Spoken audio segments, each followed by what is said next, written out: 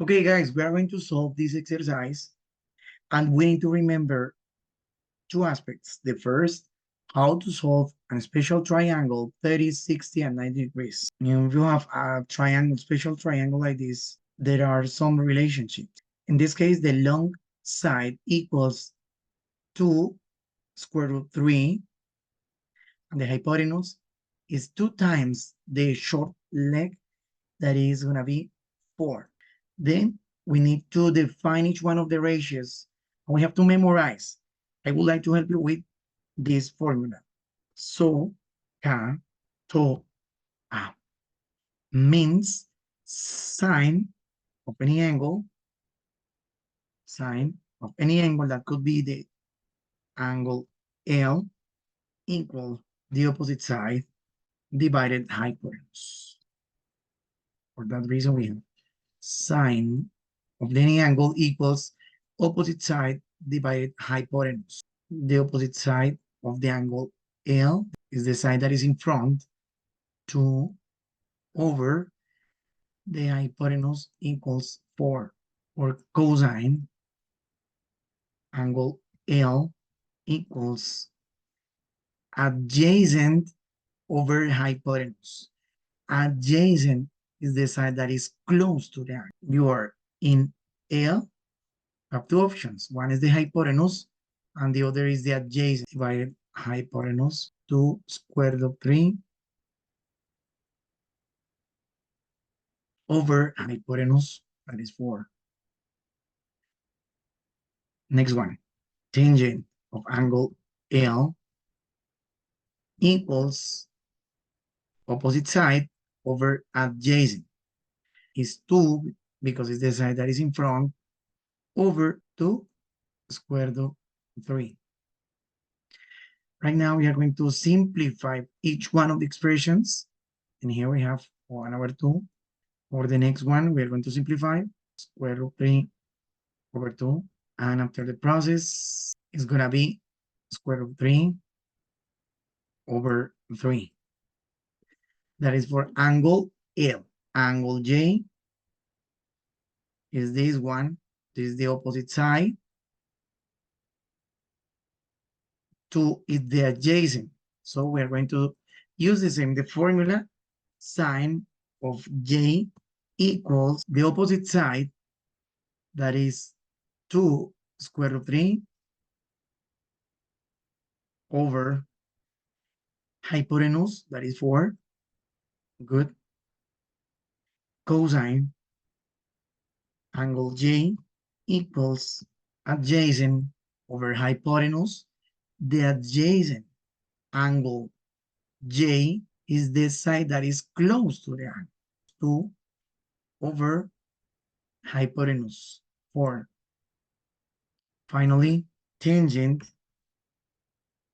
of angle J equals opposite side over adjacent. We are going to simplify. Square root of 3 over 2 is the first one. 1 over 2 is the second one. Finally, square root of 3. Which ratios are equal to 1 over 2? Sine of L and cosine of J. In this case, we need to calculate the perimeter of the shaded region. So we are going to find what is the measurement of the perimeter. In the first case, we have this big one. As you can see, the distance from this part until this part is 12 centimeters. That is the diameter. In total, if you have a circle, the measurement of the perimeter equals 5 times diameter.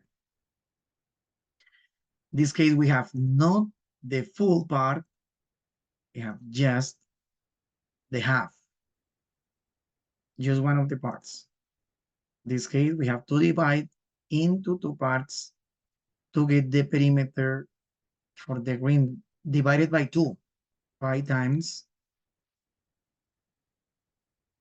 Diameter. Diameter is 12 over 2. As I told you, over 2, just a half.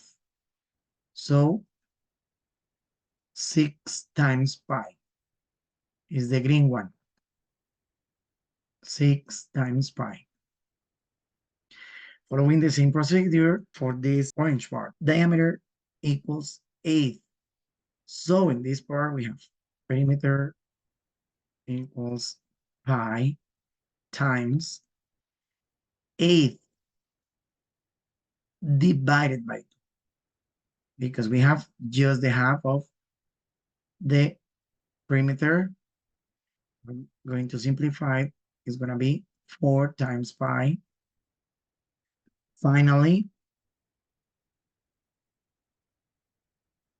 for the blue one, this part, this perimeter, using the same formula, pi times diameter is 4 over 2, because we are not going to have the full circle.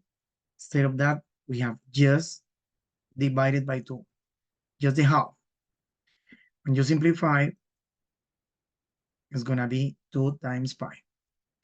Finally, we have to add 6 pi, 4 pi, plus 2 pi. The answer is 12. 3 cows are eating grass. After having eaten enough, how much grass is left? Of 4 units, okay? And 4 units until here. The area for just 1 square, 4 times 4 equals 16, right? The area. We need to multiply this area by 3. 2 and 3 squares. When you multiply, the total area equals 16 times 3, and we need to subtract the area of a 3 circle. 1, 2, and 3. The area for each one of the circles is gonna be equals pi times the radius square. As you can see, the radius is gonna be 2. Is the distance from this middle point until the perimeter, till the edge. Radius equals 2. So for each one of the circles is gonna be pi times 2 squared, is the same like area equals 4 pi. 4 pi plus 4 pi plus 4 pi is gonna be 12 pi units squared. So finally, the result is gonna be area 48 minus 12 times pi units squared. Number 8, which ratios are equal to 1? Remember the strategy to memorize the formulas for sine, cosine, and tangent. SOHCAHTOA. Sine equals the opposite divided hypotenuse. If you go for x in front, the opposite side of x, we have the measurement of 3. Okay? This is a special triangle. Don't forget the hypotenuse in this case is a 3 square root 2. Right? Hypotenuse equals 3 square root 2. That is for sine. Cosine. Cosine equals adjacent over hypotenuse is 3 divided the hypotenuse, that is 3 square root 2. And tangent equals the opposite side, that is 3 divided, opposite divided adjacent, the side that is close to angle X. If you are going to simplify, you will have square root of 2 divided by 2. And the next part, we are going to simplify again, square root of 2 divided by 2. And here, 1. So now we are going to analyze what's happening with the angle Z. If this is the angle Z, the opposite side is 3. So 3 over hypotenuse, that is 3 square root 2. Good. Cosine equals adjacent over hypotenuse. Adjacent side is a 3, hypotenuse equals 3 square root 2. And finally, tangent is opposite over adjacent equals 3, and adjacent is a 3. When you simplify, we have those results. So the values that is going to be equals to 1 is tangent X and tangent Z. The answer is going to be option D. Use the seismograph readings for locations A, B, and C to find the epicenter of the earthquake. In this exercise, we need to plot each one of the points. So for A, is going to be minus 2, comma, 2.5. Minus 2 in X and 2.5 in Y direction. This is not possible. This is not possible. And we have minus 2 and 2.5.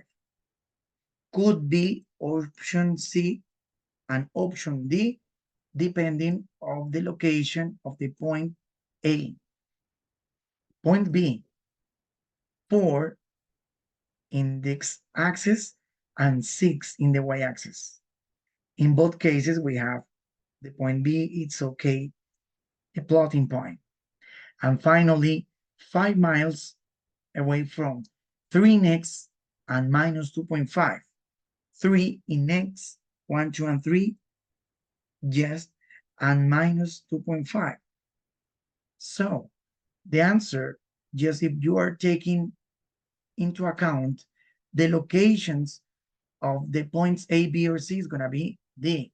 However, you can verify each one of the radius. 7 units, if you go minus 2 and 7 units, you arrive until 5. Yes, it's okay. Point B, 4 miles. The radius is 4. If you're here plus 4, you arrive to 8. It's okay, it's perfect. Finally, 5 miles away. 5 miles from point C, it's okay. So the right answer in this exercise is option D, and the epicenter is going to be over here. Thank you so much.